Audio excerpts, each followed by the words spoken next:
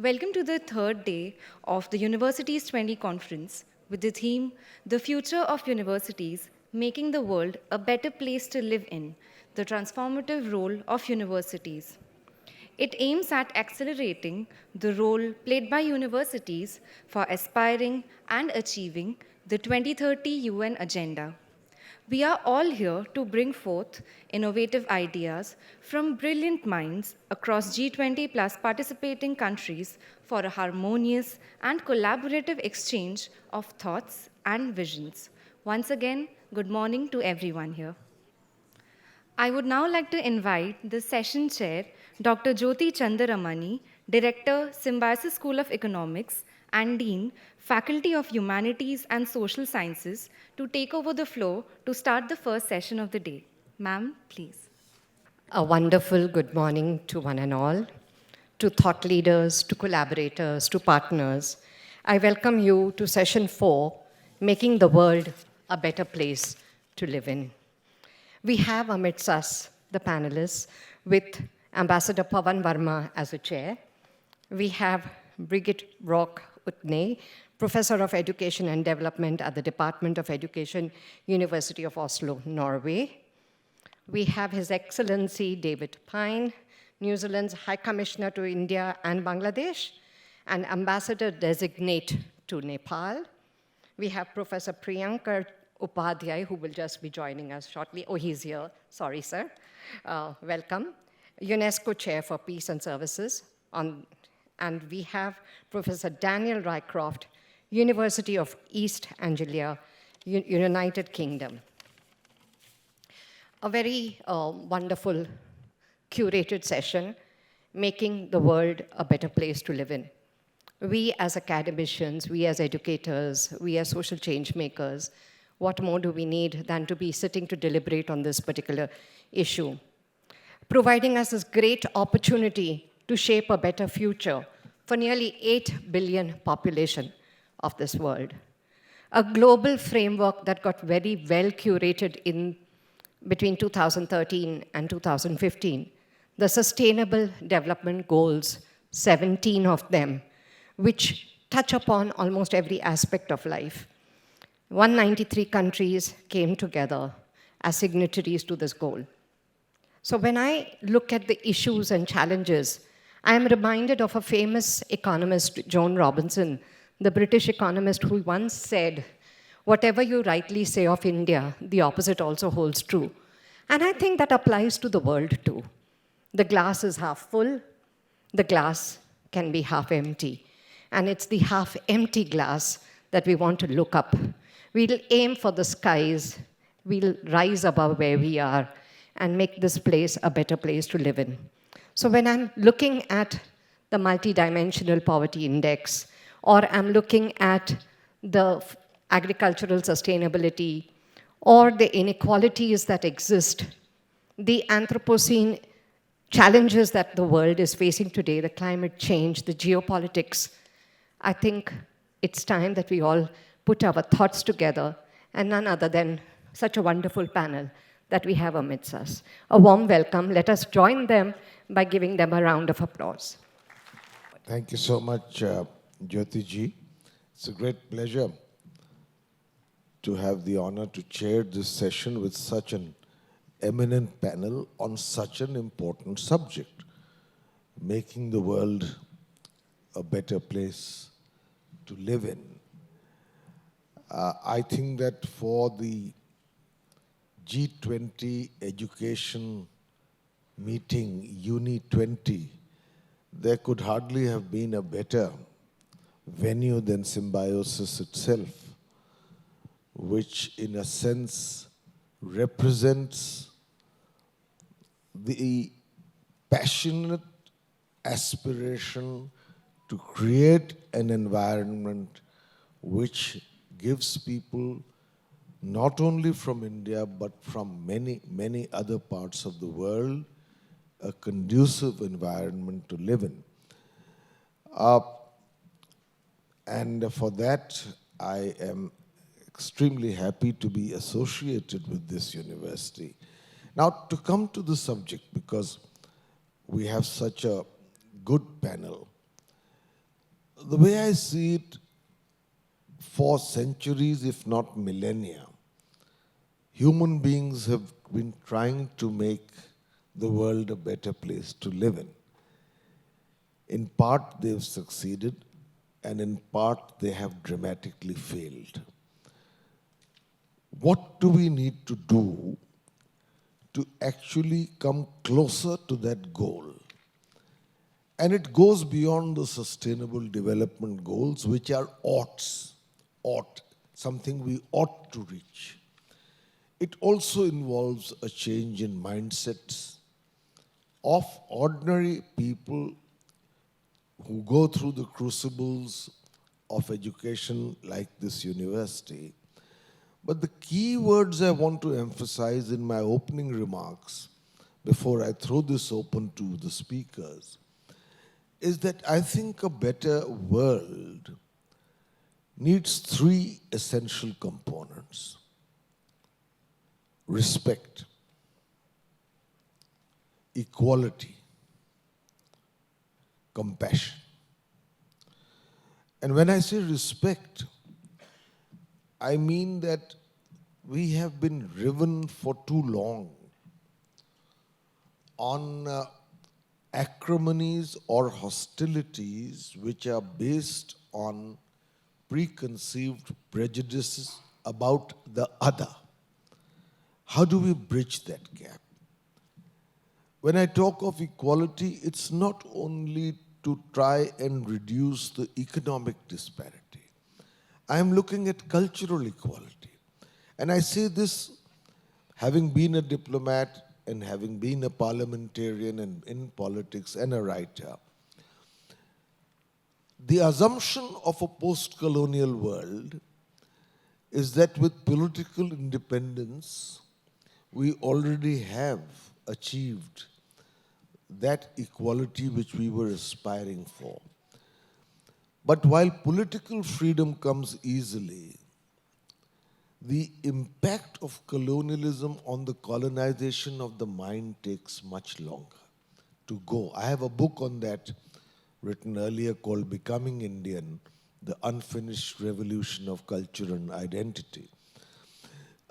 That equality by which we actually begin to appreciate each other's cultural roots and accept the diversities rather than creating a homogenized world based on somebody else's model as a legacy of history imposed on half the world by the other half of the world. How do we change that? And that is important. And the third, of course, is compassion.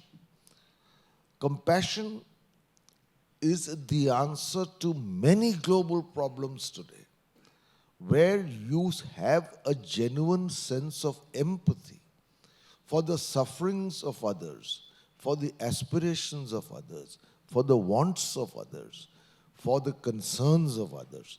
So I am just flagging these issues, and I will come back to the fact that the motto of this university, on which I've held a series of lectures, is a remarkable saying which goes back 5,000 years ago. And it's called Udar Charitanam Vasudhaiva Kutumbakam. For the big-hearted, the entire world is a family. And it was articulated by our seers and sages at a time when the dominant belief was just the opposite. What our tribe is the world. Anything outside is alien. And for them to articulate this thought, that ultimately on this planet, a speck in the universe, somewhere there is an overlapping interdependence between what we do and how it affects others. That is something that we need to inculcate in the goal of making the world a better place to live in. What we will do as a format for this discussion is to have each of the speakers speak for 8 or 10 minutes? What would you like? 10. We can have you speak between 8 and 10 minutes, after which I will open it up to a discussion among the panelists, raise some questions myself, and then we will open it up at the end for a brief Q&A if there is one. Otherwise, we will have enough to talk among ourselves. So let me invite first Professor Dr. Bridget Brock-Utne, a great expert herself, especially in areas of decolonization and education, to express her thoughts. Would you like to use the podium or would you like to sit from there? If this works.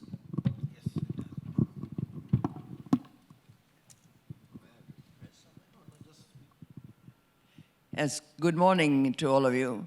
And to my East African colleagues, I would like to say, habari asubuhi. It's great to be here. And I am trying to concentrate on 4 points.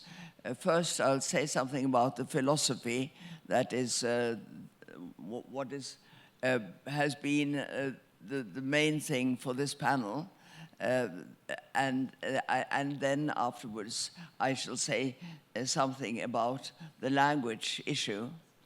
And my third point will be to look at the necessity of a critical mind, of getting a critical mind into our students and being critical persons ourselves, especially talk about what I call the alienated scientists that are not really looking at the human social consequences of what science sometimes does to humanity.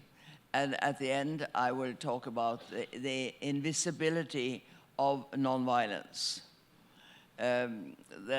how our history books are also full of violence, of conflicts, of wars, and how nonviolent solutions of conflicts are just not written about. Well, first of all, about the Maori thinking. I got into that thinking when I was working in New Zealand at the University of Otago, where very many of my colleagues had learned to speak Maori, and where we were at Marae a couple of times. And at the Marae, we were sitting in a circle, and we were asked to introduce ourselves, but not by name, not by affiliation, not by title, but by what were our favorite fjord, our favorite mountain, our favorite tree. So I have to really think, what are my favorite trees? The trees I've encountered, and there's certainly some trees that mean a lot to me. And that was a very different way of introducing yourself. But it also shows the connection between the world around us, the environment, and ourselves. This is a very different type of thinking from the more individualistic thinking. I've also worked a lot in Africa, both in South Africa and in East Africa, and come across the Ubuntu thinking. And there, Ubuntu is so different from the individualistic European type of thinking that you find in a philosophy like Descartes, cogito ergo sum, which means I think, therefore I am. In the Ubuntu thinking, you talk about Ubuntu, bababuntu, which means I am because you are. So we are together, we are a family, like the Indian saying, Kutabankan, one family, we are one family. So this is a different type of thinking. According to the philosophy of Kutabankan, we need to strive to create a world where everybody is treated equally and with dignity, and integrity. And as educators, we have to ask ourselves, are we treating children equally when we force them to study in a language that they don't really understand? There seems to be general agreement that you learn better if you understand what the teacher is saying. But in great parts of the world, you don't understand what the teacher is saying. That goes for most part of Africa. It goes for here in India too. The children are sitting years after years, and they learn that they are stupid, which they are not at all, but because they can't understand the language of instruction. And they are taught in a language that is not the one that they normally use at home, not the one they really master, and very often from teachers who don't master that language themselves. So how can you learn? I call it a stupidification of the majority of the population. And that is going on all the time in Africa. In the so-called Anglophone Africa, 5% are good speakers of English. In the so-called Francophone Africa, 5% are good speakers of French. And here in India, it's the same. The 5% only are really good speakers of English. And these, of course, all the Indians here are good speakers of English, but those outside, 5%, that is, well, in India it's 30 million people, but still there are 95% of the population who are in this very, very difficult situation of not being able to grasp knowledge. And they actually lose on 3 fronts, because they don't develop their own language, and they don't learn the subject material, and thirdly, they don't learn English well either. So on 3 fronts, except, of course, in the private, very, very expensive schools, but that's not what I'm talking about. In the very expensive schools, they have teachers who are first speakers of English, and they can do well. But this is a great, great problem. And the other thing I would like to well, Nehru, he wrote that he was convinced that real progress in India can only be made through our own languages and not through a foreign language. And he wrote also, I am anxious to prevent a new caste system in India being perpetuated in an English-knowing caste separated from the mass of our public. That, and I think Nehru was very, very right. But in fact, an English-using caste has emerged because the management of multilingualism in India has largely been left to market forces. And these strengthen the position of users of English here as elsewhere.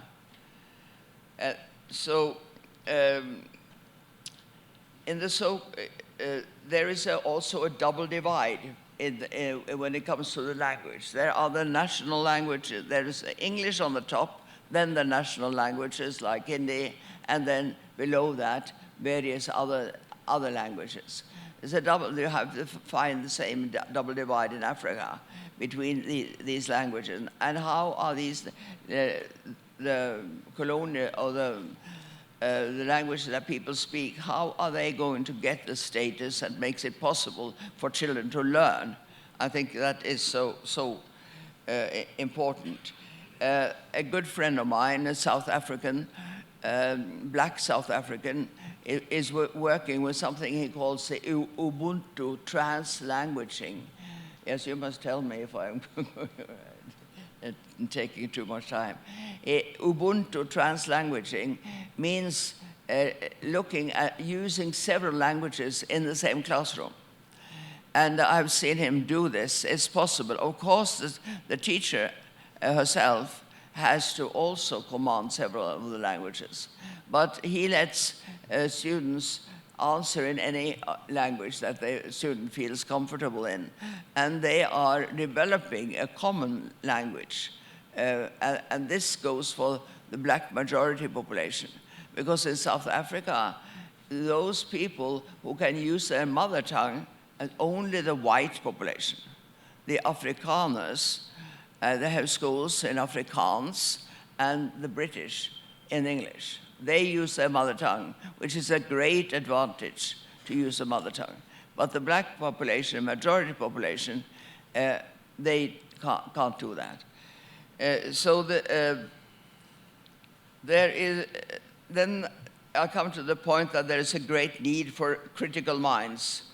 Already in 1982, the then Secretary General of UNESCO, Amadou Mbao from Senegal, he told the big congregation that there were, at that time, 500,000 scientists working to perfect instruments of death and destruction.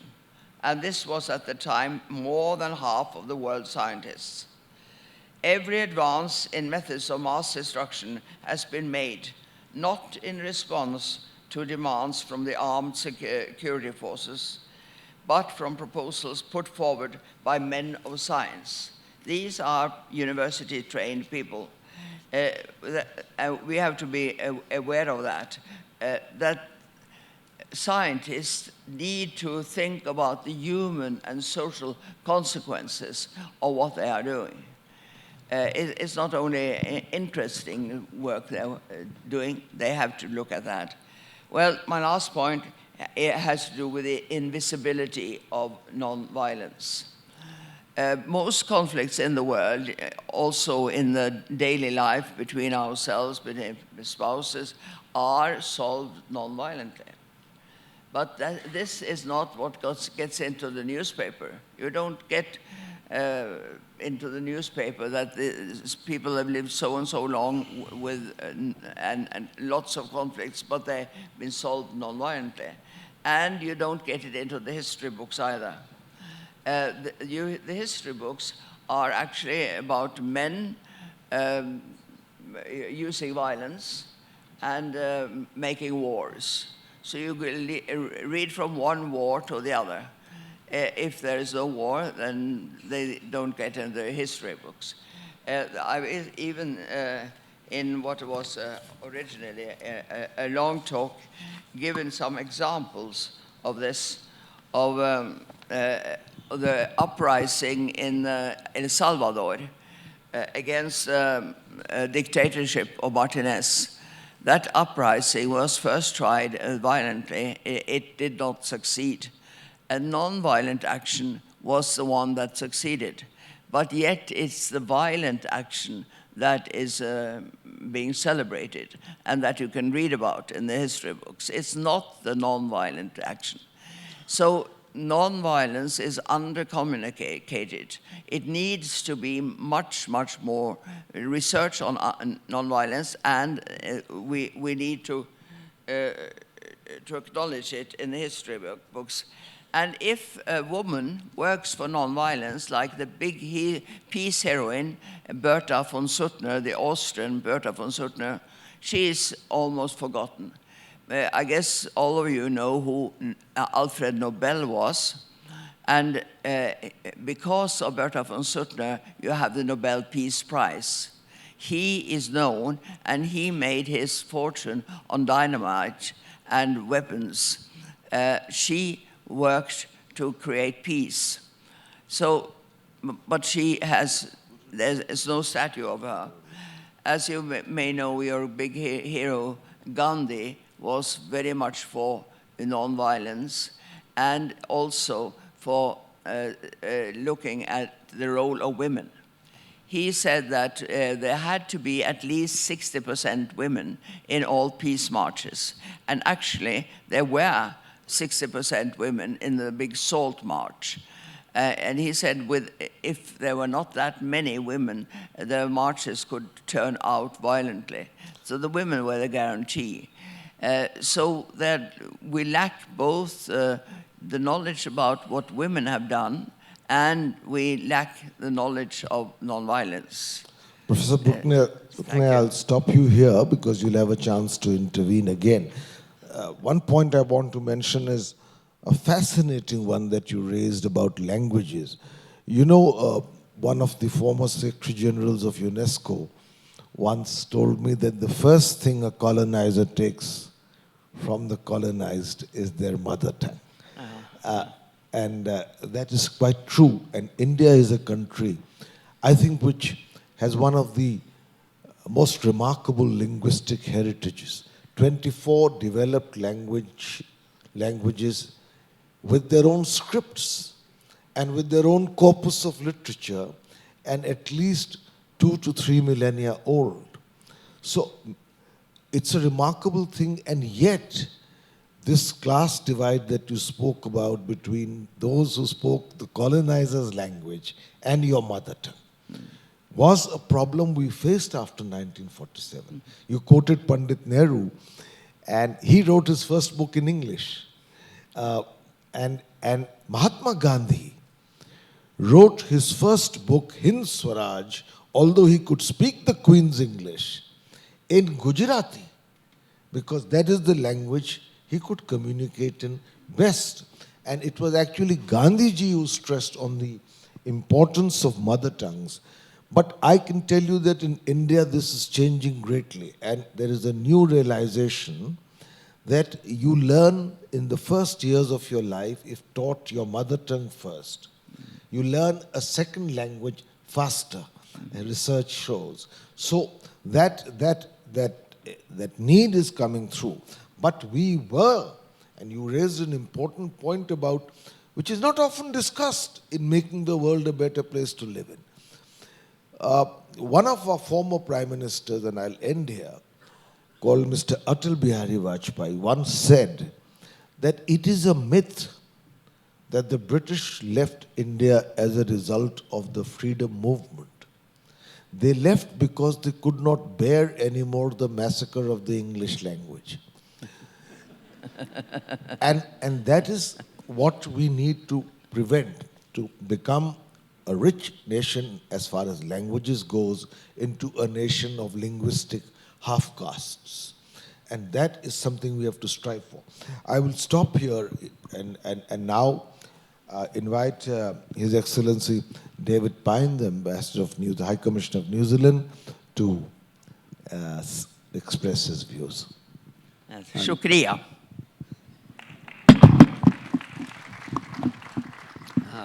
Thank you very much, Ambassador Vamna. Tēnā koutou katoa, namaste. So I suppose thinking about making the world a better place to live in starts with the question of better for whom? And I take it we're talking about better for all, and how we bring different worldviews in to achieve that objective.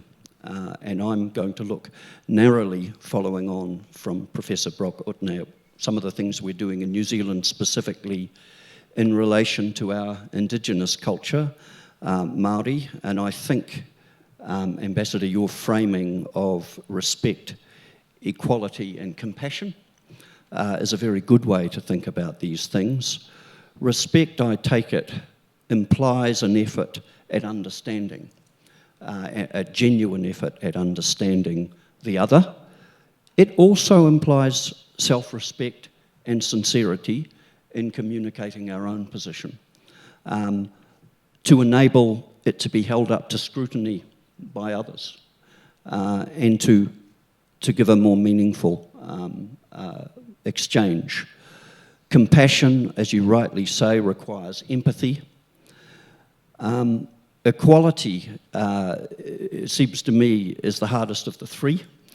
I'm not sure we'd ever recognise it if we had it, but I think we can all agree we have a long way to go towards getting it. If you think whatever dimension in international politics, we are going through a period of historic adjustment from Western dominance to power being more equally shared, and as India looks at it in a multipolar future. and that there are a lot of issues that come with that. Inside countries, there are issues to do with economic inequality, gender inequality, racial, ethnic, religious inequalities that all countries are dealing with, and it seems to me it's the hardest of the three. And it requires the utmost of us in respect of the other two, in respect of respect and compassion to achieve. I don't know about the rest of you, but I was just starting to feel quite good about what I'd achieved from my yoga in a chair when the two young gentlemen came on stage and showed the rest of us how far we have to go. When I speak about Mātauranga Māori, I need you to understand that I can give you the chair yoga version of Mātauranga Māori, but back home we have people whose knowledge and understanding and depth is more analogous to what you saw on the stage from the two young men. With that being said, I certainly have a stake in it. Māori and Pākehā, our word for non-Māori, are not separate communities. We share a country. In my own case, I have a Māori son, I have Māori nieces. I have a great feeling of that a lot is at stake for me in their success, in their future.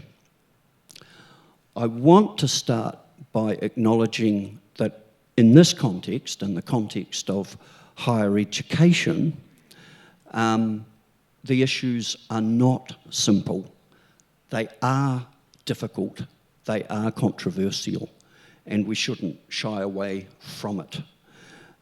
We've had a rather desultory, I won't call it conversation, I'll call it a controversy, I suppose, about the relationship between Mātauranga Māori and science. I won't call it Western science, because I think science has never been, the product of one part of the world. If you look back to every part of our scientific understanding, the roots of it trace back in every direction. I think that discussion has shed, as they say, a lot more heat than light. And I think it's been driven by deep anxieties on both sides. The scientific community feels under threat from climate change denial. It feels under threat from a perceived attack on its foundations of objectivity and an often misunderstood debate about cultural relativism. It feels under threat from what's happening or perceived to be happening on free speech on campuses. And it approaches some of these debates, often its representatives approach them in a feeling like they're in a state of siege. Conversely, for Māori, the questions are existential. Māori have faced the threat of their language disappearing in living memory. There are still fewer than 100,000 people on the planet that really have mastered the language. So, of course, they approach any discussion with about the validity of their worldview as they see it with great anxiety, and it's shouldn't require too much empathy or understanding to see why. So we have this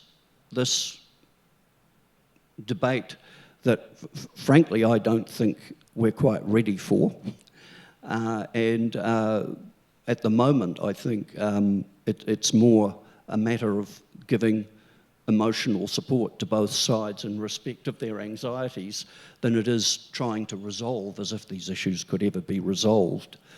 But let's start by thinking about who Māori are. They're a group of people who came from Polynesia in tiny canoes.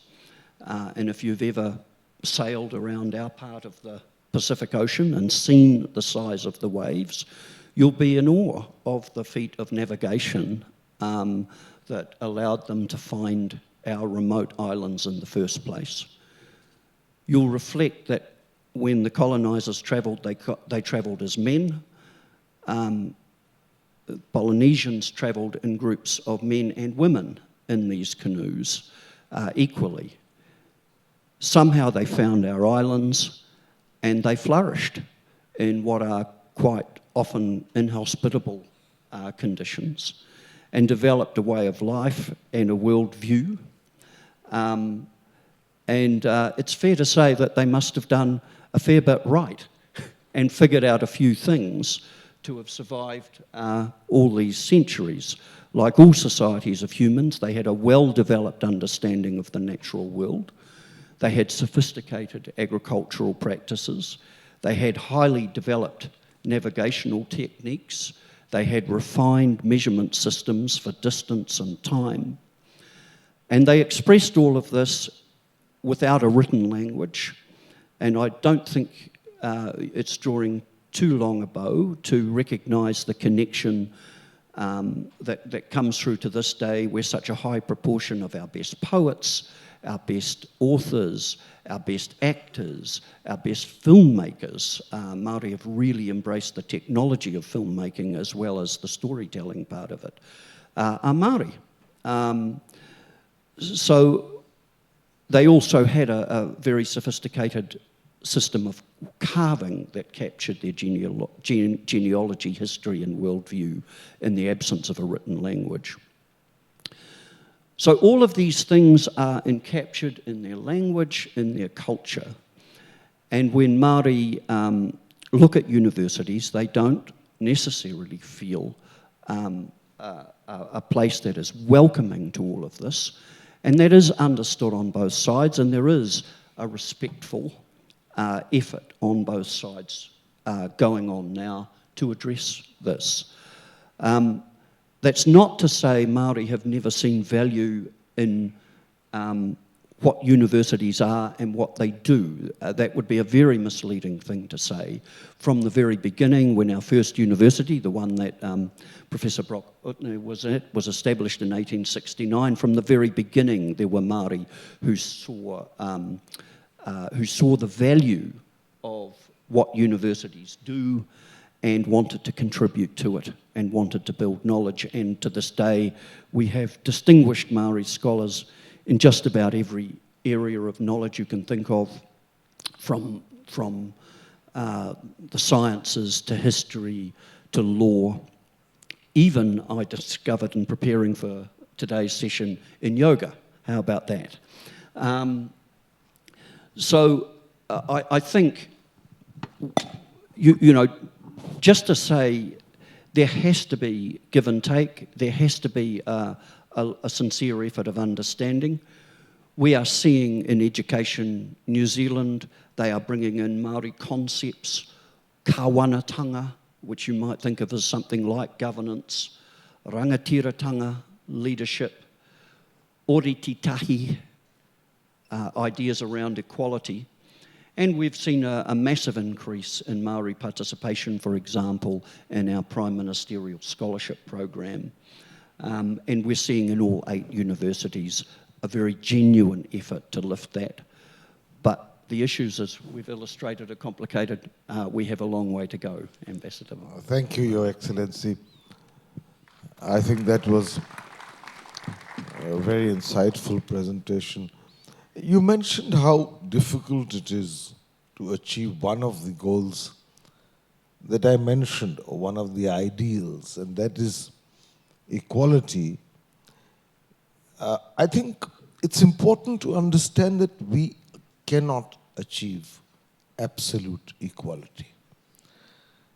There will be some form of hierarchical difference, either in achievement or standard of living, we cannot have a world that is flat in terms of equality. But what we are looking for is a more just world where all people have access to opportunity to the greatest extent possible in order to achieve the same goals which were earlier the monopoly of only a few.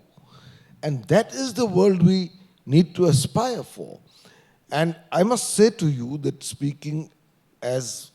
since you spoke a lot about the experience in New Zealand, speaking as an Indian, as far as equality goes, we find now the greatest spokespersons of equality are from that part of the world which created the greatest inequality. I mean, before the British came, India contributed close to 24% to the global GDP. By the time the British left, we were contributing less than 1%. There was a huge transfer of wealth as a result of colonization. And sometimes we get a feeling that this multiculturalism, this recognition of diversity, this emphasis on equality, this emphasis on a more liberal world is an attempt by those who first created the problem to overcompensate for what they did. And these are challenges that will remain. I mean, I take my own country as an example. We have emerged as one of the fastest growing economies of the world. We are proud of it. But we still have the largest number of the abjectly poor. We still have the largest number of people who can't read or write. But it's 1 billion people and more. So it's a bigger challenge considering from where we began after the British left us. But today, the truth is that the top 10% of India's society owns 77% of India's wealth. And in a sense, in that way, we are an unequal society. And while we seek to make the globe a better place to live in, we all in our individual spaces have to make the world a better place to live in for ourselves and for others. So having left it at that, I now invite Professor Priyanka Upadhyay, a great authority and expert. Would you like to speak from there? But I'll give you 10 minutes. I'll be watching the watch.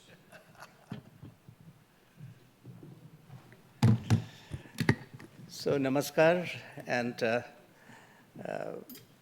time is short, time is always short, but I'm very blessed to be here this morning. Acha, ye nahi kaam kar rahe.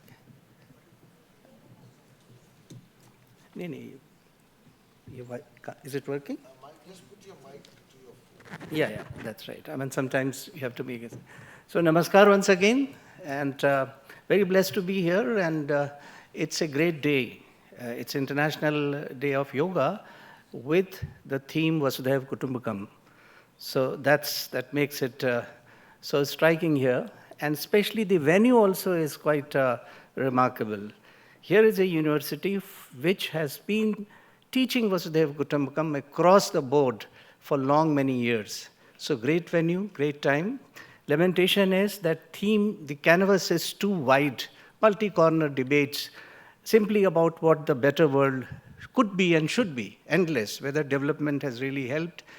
I'm not going to ponder here, I'm not competent, and these are questions which will always remain questions.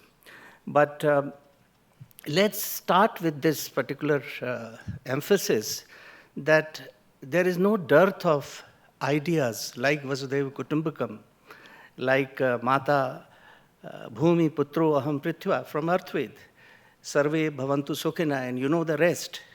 Jai Jagat, which Mahatma Gandhi gave years ago, he was very particular about the concept of a borderless world and what this so-called territorial state can harm us, the way it can harm us. And of course, the ideas across cultures, Ubuntu from New Zealand and rest of it, all cultures, civilizations, and religions have these ideas which opens up our imagination about a world that we live in. But then, that is a question, but then. And also, if you see at the level of pedagogies and concepts, a lot has happened and a lot is happening. Whether we talk about the more recent Sustainable Development Goals, which interconnects all aspects of human life for the betterment of society, whether we talk about the transformative concepts like human security, human development, which put the focus from economic development, corporate development to human development, human security. Or we have to go back to UNESCO, one of the oldest UN entity, which simply said that since the war begins in the minds of humans, earlier it was said men, but now they have changed it, humans, it is here that the defenses of peace should be built. So there's no dearth of ideas, great dictums, and a realization, and oftentimes a very practical, pragmatic kind of understanding that if we don't change the way we live in, it's going to be difficult for the civilization and humanity to go on. But what is the current reality? You know, I belong to university system, 4 decades plus in university system in India and abroad.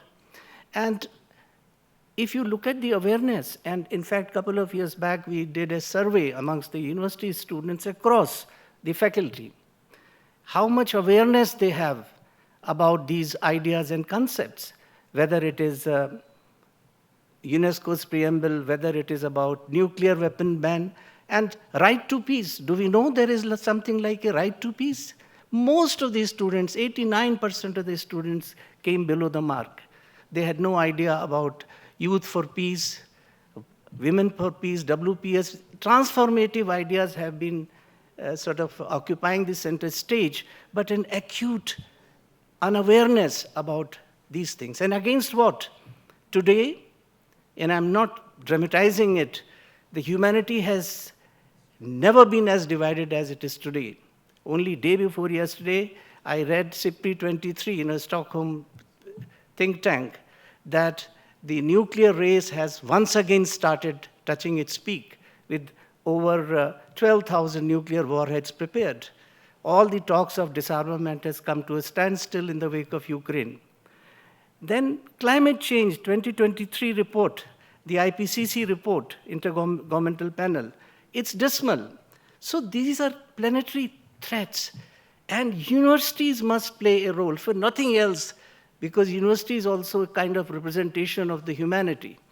Universities have this intrinsic capacity of molding the mind of young people. But then how do we do it? That's been the challenge.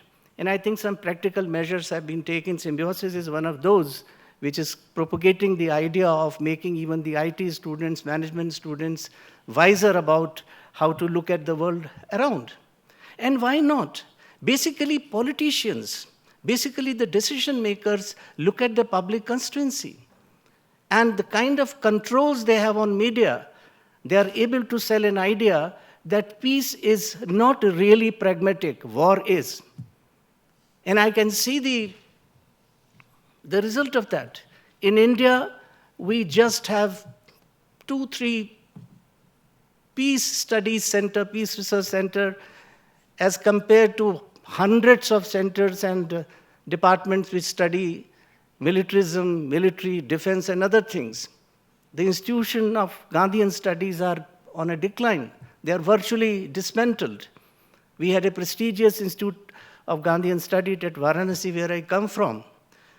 And I'm mentioning this because one of the tallest figure in peace studies, Johan Galtung, across social sciences and people know, he learned his basic concept of structural violence sitting in that institute. That is in a shambles. So the emphasis, we cannot simply blame governments after governments for this. The civil society also has to take a lead in telling people, and I think lots is being done internationally. UNESCO's International Commission on Futures of Education, which reimagines our futures through a new social contract for education, is a document which all of us must read. It tells us how to go about it, the challenges of university and how to relate. The ethos of culture of peace or rapprochement of cultures. So all these ideas, and I'm very happy that of late, even in India, we have these ideas coming up. The new education policy has made a great allocation or great emphasis on global citizenship education. We remember Dr. Vidya was also there, that at UGC we sat together and framed a curricula and a double-pronged approach that as a standalone subject and also across the board, global citizenship education has to be delivered, has to be, the students need to sensitize that they not only belong to one country, and there is no contradiction between patriotic and being a global citizen. And all these ideas are actually are there for us to grab, and there are ways and methodologies to do it. But as I said, that we have to work very hard.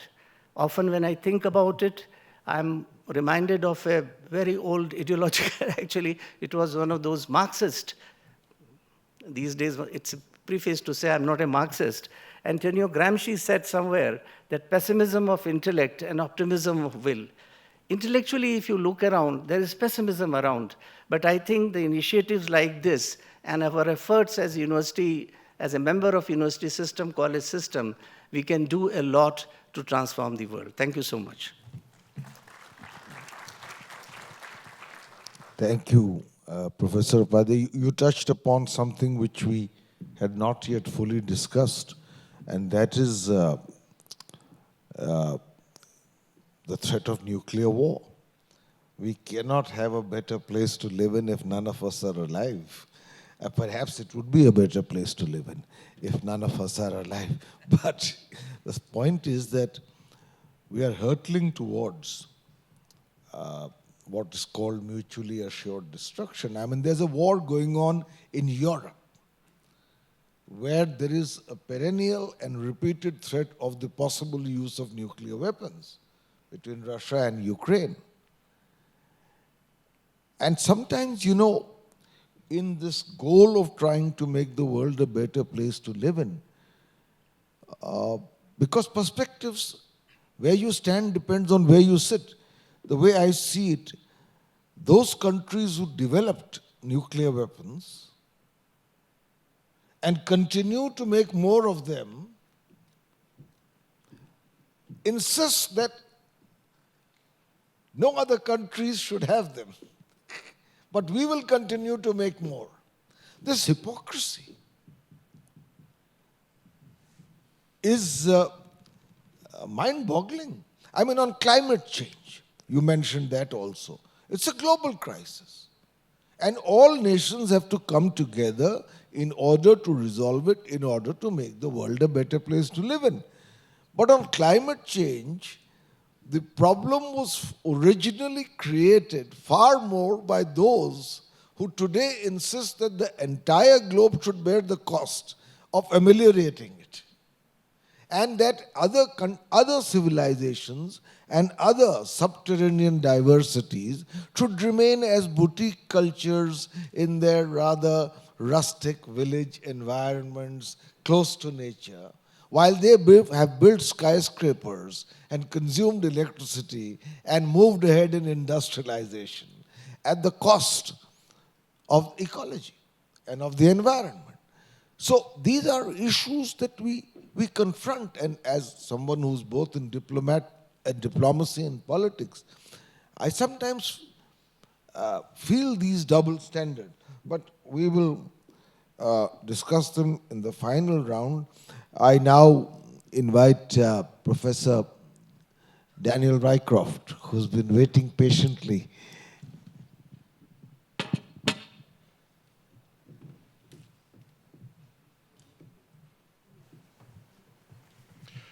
Thank you very much. It's a great pleasure to be here. Thank you for inviting me. I'm going to be speaking at the beginning a little bit about some of the general ideas and aspirations that I think the G20 and the Uni20 are trying to develop through our cooperation here. And I'm also going to reflect a little bit on some of the work that my university, the University of East Anglia, have been doing in the fields of international cooperation and collaboration.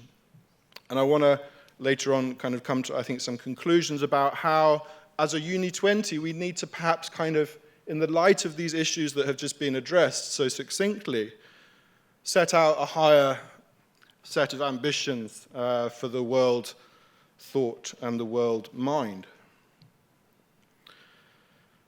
So, Uni20 and G20, the tagline for the G20 overall is around consensus making. Sure, why not? One future. Okay, what does that actually mean? It's unclear to me that the future ahead of us is a unified future. Surely our futures are dependent on the stakes we have in this very unequal world.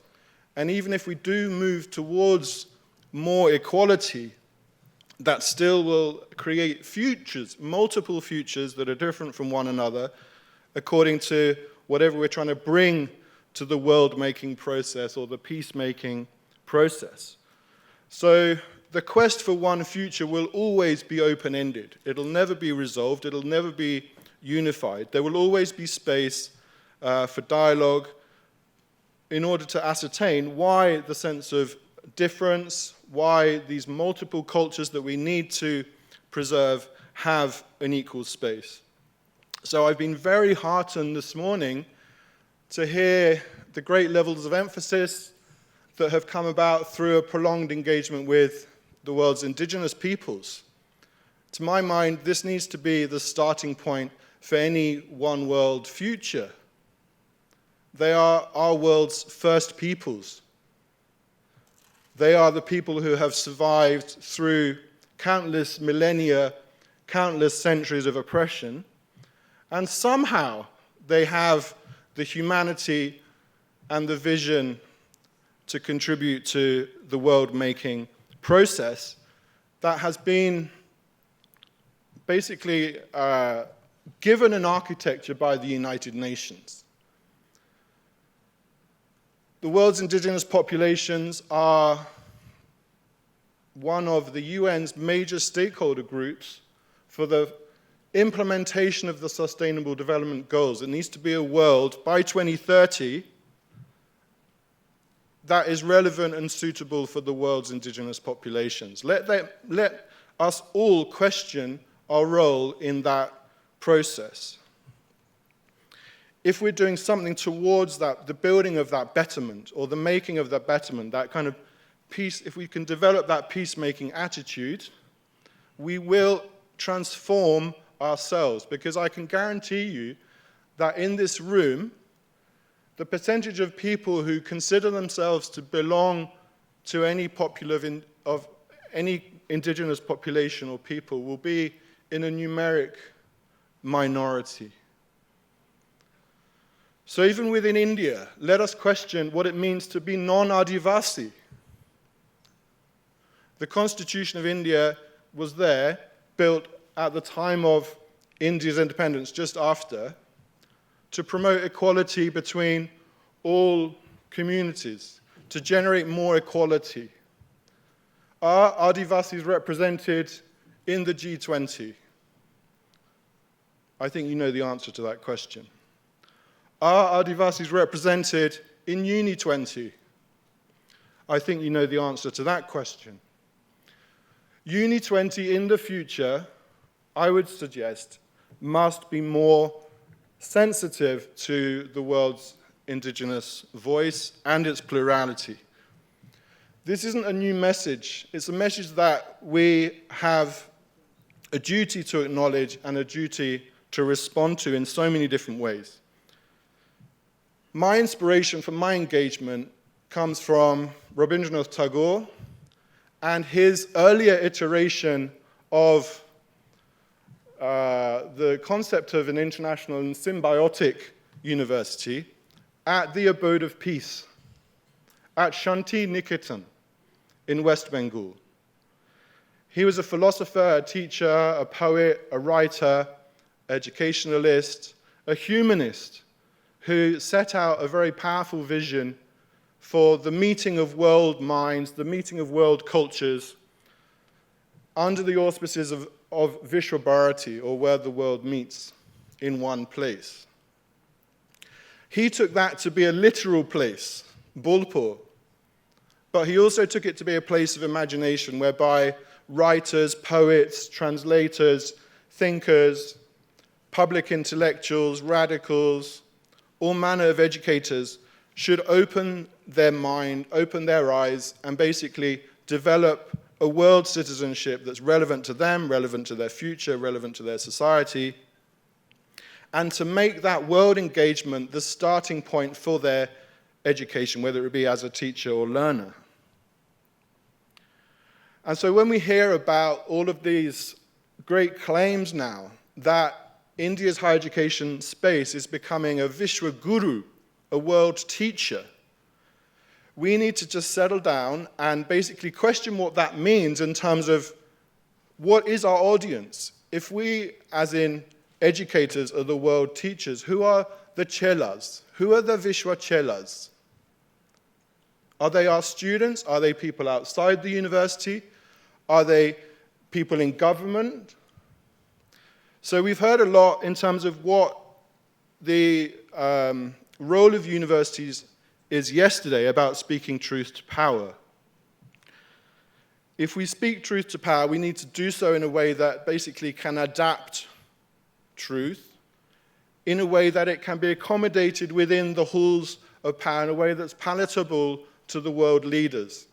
Truth needs to become a vehicle for some kind of academic diplomacy or mind diplomacy, whatever you want to call it, whereby the world leaders, the people who are involved in, let's basically bring the elephant into the room, who are basically involved in perpetuating unilateralism, neoliberalism, and so forth, under the auspices of multilateralism, we need to basically surely educate world leadership so that it can better deal with these issues in a way that responds much, much more closely to the founding tenets of the UN Charter, much more closely attentive to the founding tenets of the UNESCO Charter, and also much more closely to the founding tenets of higher education. Because surely, look at the reality. The UN has set up a whole series of UN universities. How successful have the UN universities been in shaping the mind that exists in the UN? Do they have any influence over the P5? No. Does UNESCO, as a world mind, as a United Nations educational, scientific, and cultural organization, have any influence over the P5? No, they have, let's face it, only their national interests at play.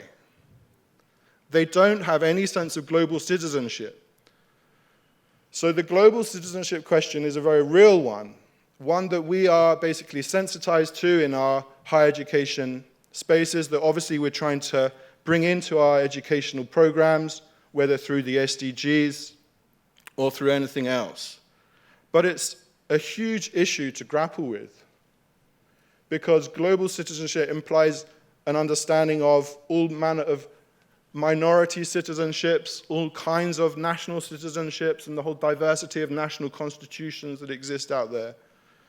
So we need to basically take this deep yoga breath and think about what we're actually doing in terms of developing our engagement with and understanding of these constitutions and the prospect for global citizenship, because it's an enormous challenge, but we must meet that challenge.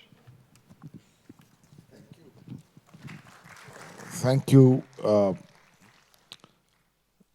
Dr. Croft, for that spirited reminder to all of us. You raised an important point when you started speaking about giving respect to the indigenous people. I think it's important.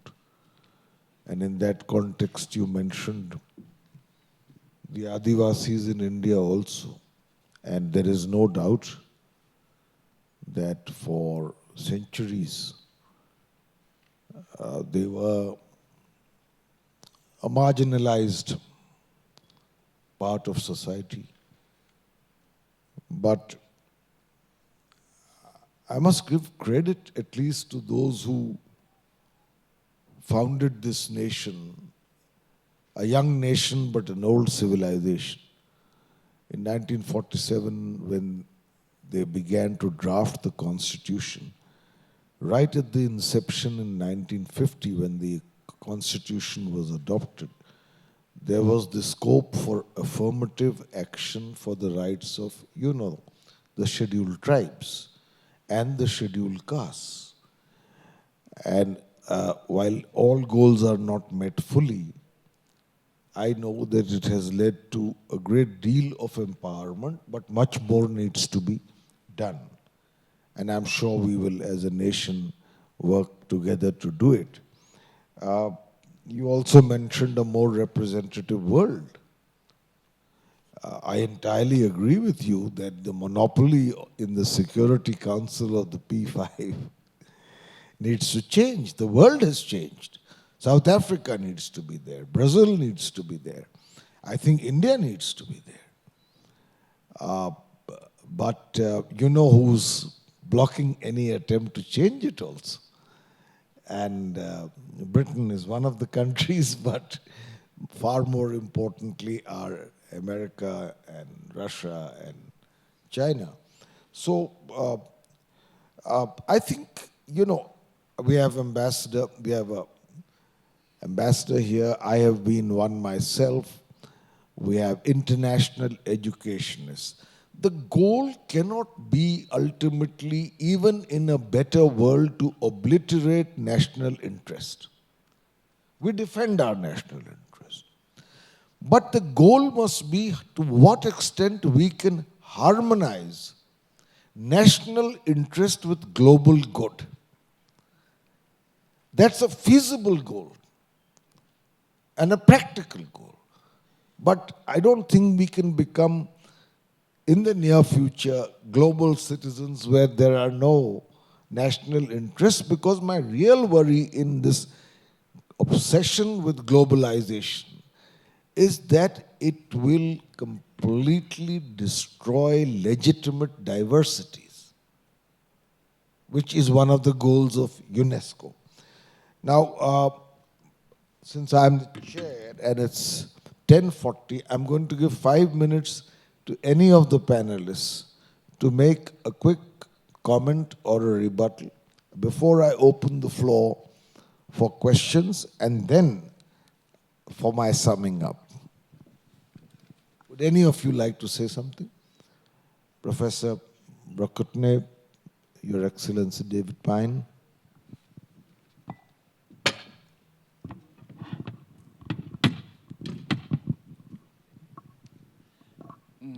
Yes, thank you. I think that we, in a way, supplied each other in this panel. We were talking about very many of the same issues. And the last speaker, I agree so much with him with what he said about the indigenous people.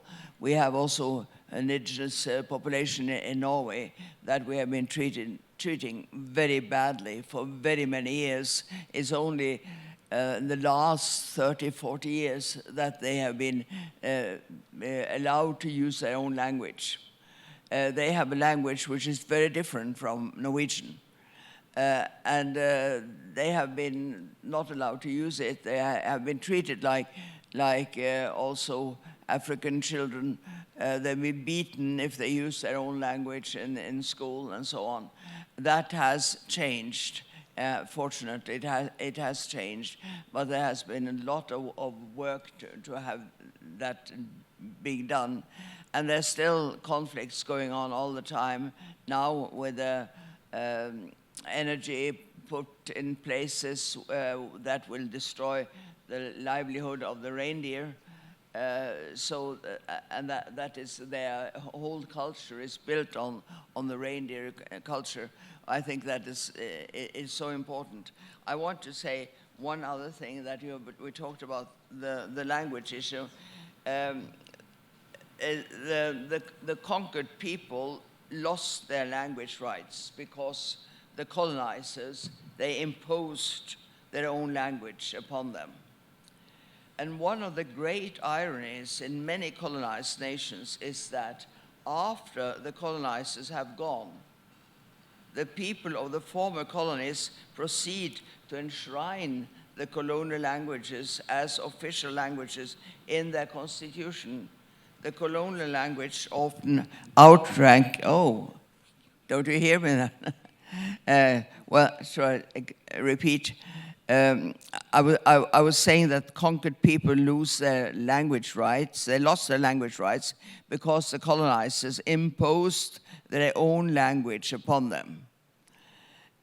One of the great ironies in many colonized nations is that after the colonizers have gone, the people of the former colonies proceed to enshrine the colonial language as an official language in their constitution. The colonial language often outranking the indigenous language in status. And that has happened in so many colonized countries. And it's sort of difficult to understand why it has been going on. Thank you.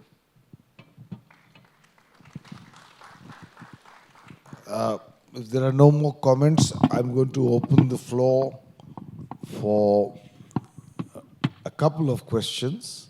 I see several raised hands, but the first one I saw was of that gentleman. Do we have a mic that can go around?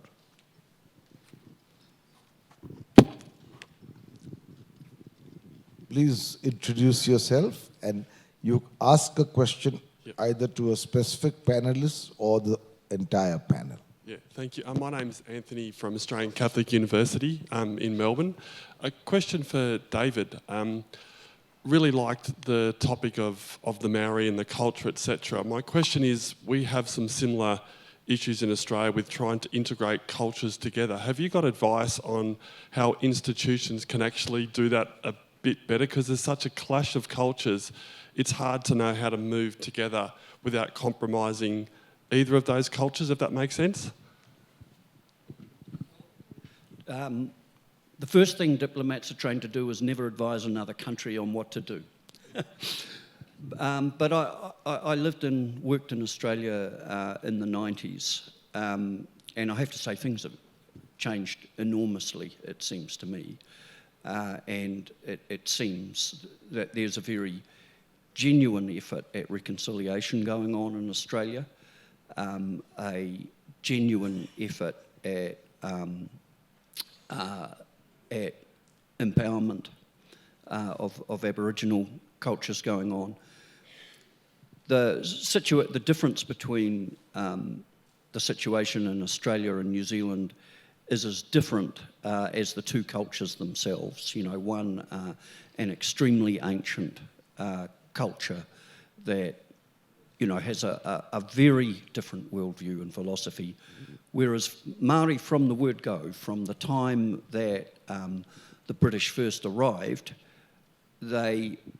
after they got over the initial shock, they recognised that the boats were boats and that the people were people, and that their instinct was to jump on the boats and say, take us back to your place. So there was a strong engagement from the word go. In terms of what it takes to do it well, I think, sound a bit bland, but a lot of listening, a lot of sharing of best practice, and I think that should be being done at an institutional to institutional level. I think you should really be making this at a focus. As different as the situations are, I mean, it gives the opportunity to learn. So my one suggestion would be strong trans-Tasman institutional dialogue, taking these issues very seriously. A question? Someone raised their hand from there. Yes, sir. That side in the corner on the right.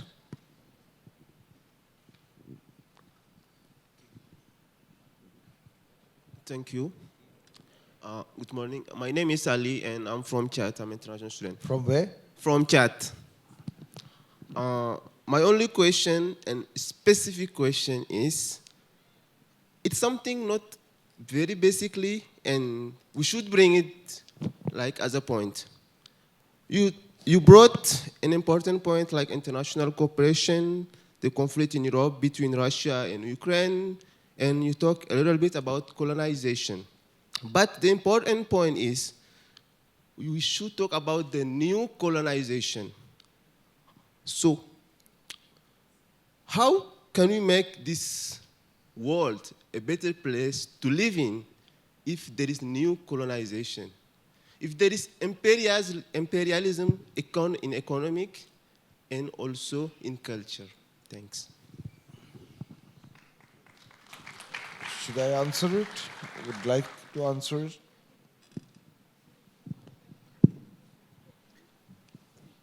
I'd be happy to. No, let us all have just one or two. I think Yes. yes. Oh yeah. Okay. This was an important question. So my university set up a dialogue on decolonization. We'd be more than happy to include any of the audience members in that dialogue. It's a dialogue that's situating India's vision of political equality at the highest level as one of our outcomes, because we involved Ambassador Ashok Mukherjee in one of our dialogues around the significance of the philosophy of the Indian state to world futures. And he spoke very eloquently and importantly about that. But it's also a process and a program, dialogues on decolonization, that is and needs to be multilingual to ensure that no one language has a monopoly in terms of education, publishing, and the orientation of and manifestation of the terms and the concepts that we use when we're actually trying to engage and find equality. Yeah? It's about the qualitative unpacking of even our guiding principles. So the UN has 5 principles defining its Agenda 2030 for the implementation of the Sustainable Development Goals: people, planet, prosperity, peace, and partnership. That's an invitation, to my mind, to look into what those terms actually mean to different people, to different cultures, even to ensure that they don't have hegemony in the process. Professor Upadhyay? Well, I was just thinking that, there are several levels in which we can sort of engage with this lamentation from this wonderful dialogue. One is that long years back, there was this sense of a global effort, a global movement to undo the evil effects of colonization. And as the ambassador, you would remember that there was a time when non-aligned movement had a very strong element of anti-colonialism, and later on, neo-colonialism as well. Now those struggles, those assertions from Asian African countries, those voices which are actively against the colonial manifestations or neo-colonialism, they look to be, kind of submerged into the global march of corporate world or globalization, as we tend to call it sometime. But then there are very significant global social movements which are still taking up these issues like neo-colonialism, and especially regarding the matters of cultures and all, and which are still very manifest on the action plan of this universe. And I think one of the suggestions would be that look for such, social movements in your region at a global level and contribute your energy in doing so. There are a lot of such campaigns that are going on which basically talk against the colonial manifestation of imperial manifestation of hegemony. That's what my take is. Ambassador Pine? Yeah, it's a great question. For me, it starts with recognizing that the impact of colonialism is very varied in different parts of the world, right?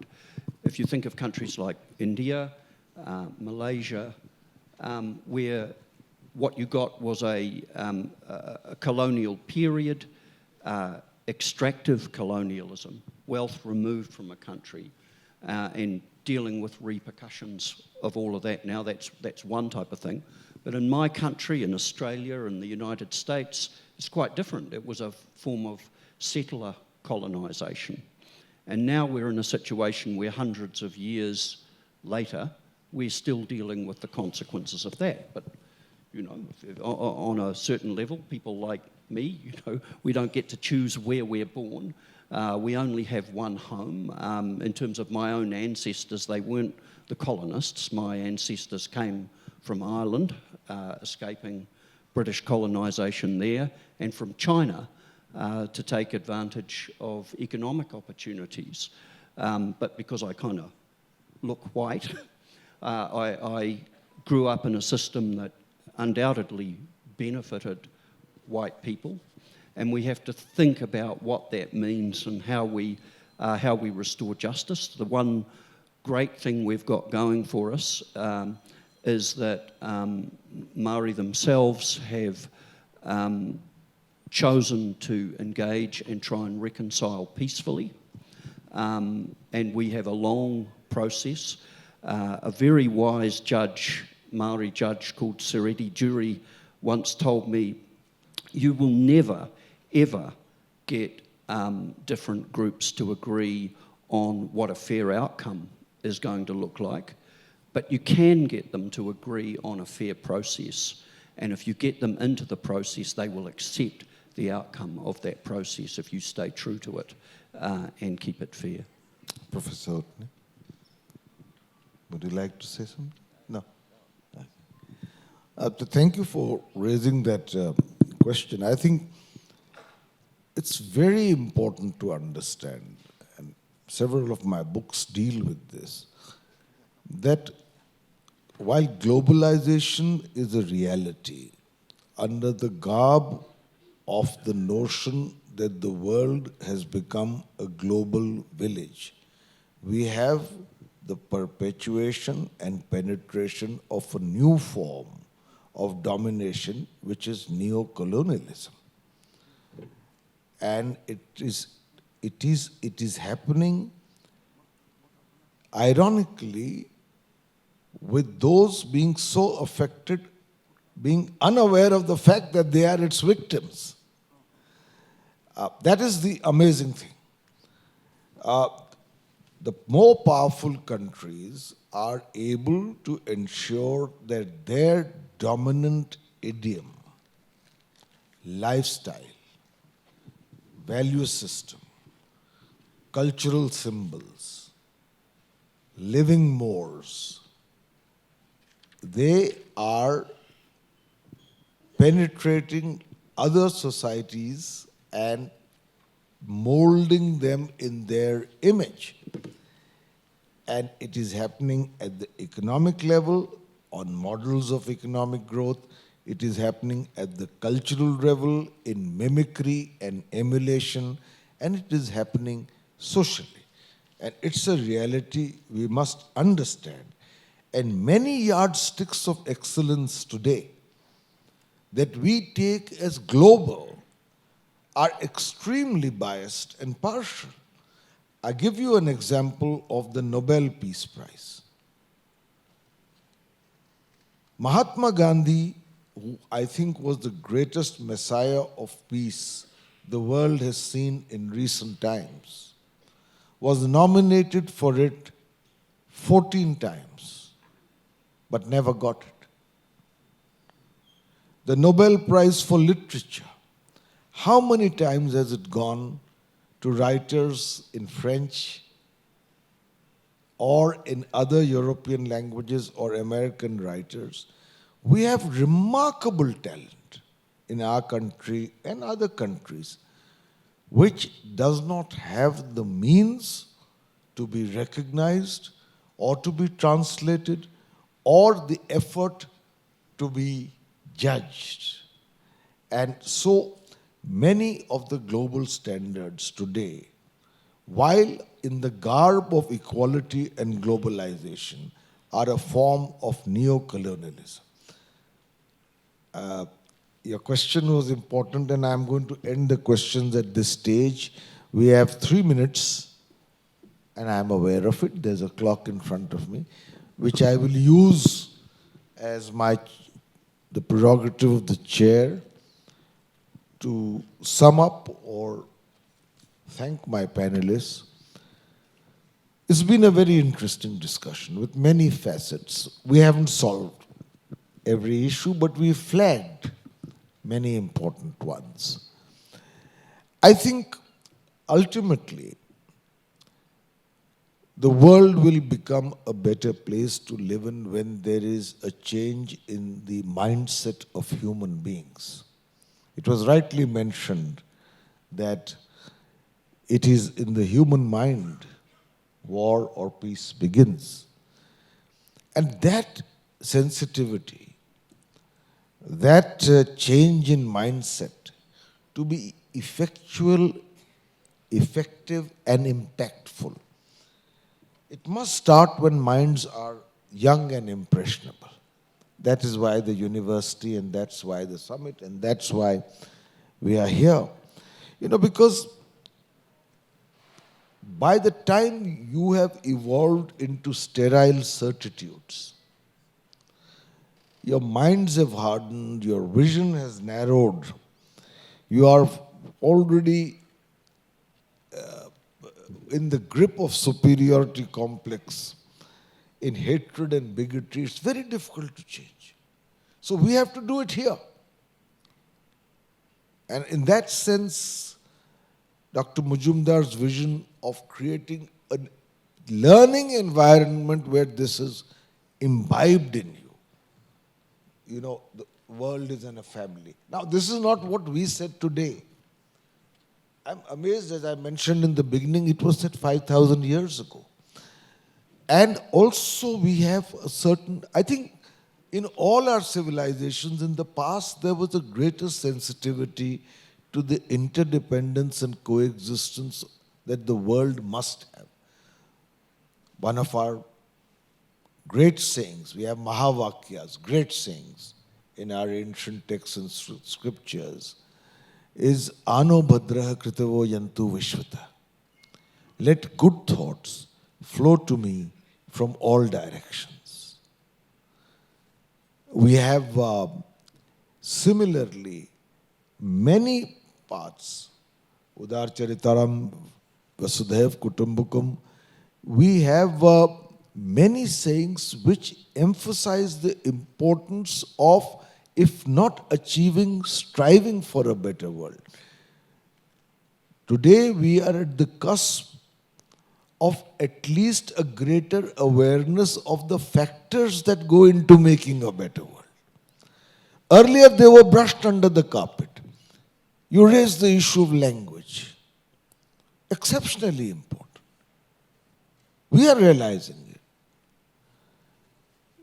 You raised the issue of indigenous peoples. You raised the issue of equality, not only in terms of political equality, where each nation has the same vote, but actual equality, of internal inequality within societies.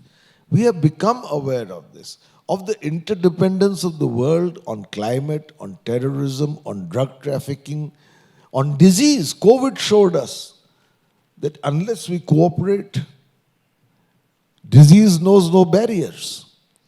So these are things we've become aware of. It's been a very, very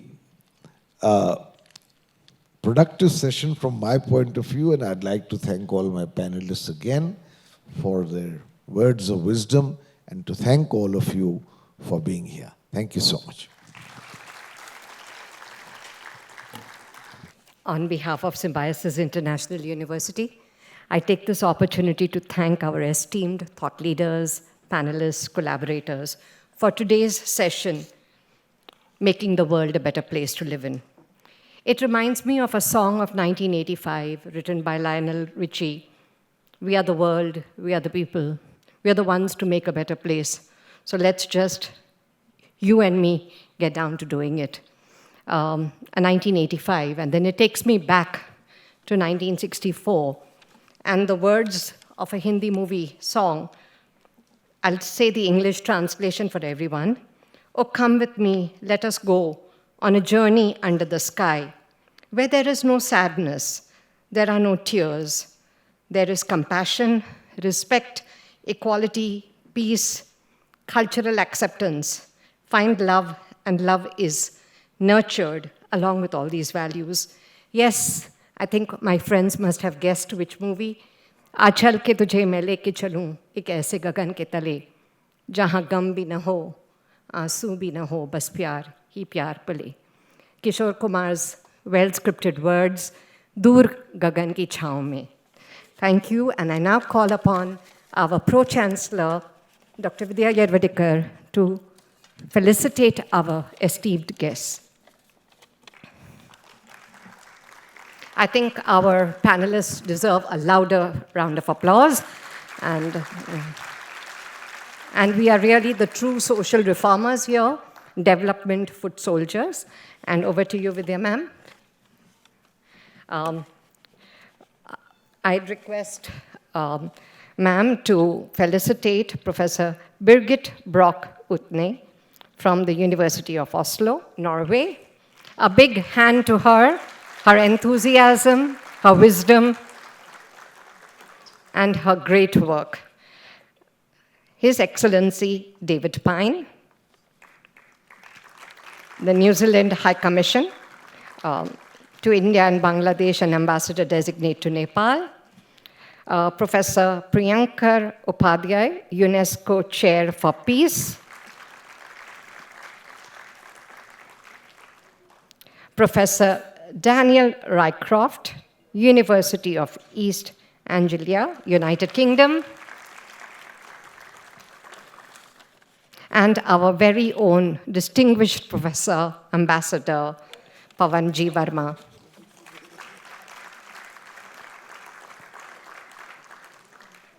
We now request all of you to come forward for a group photograph.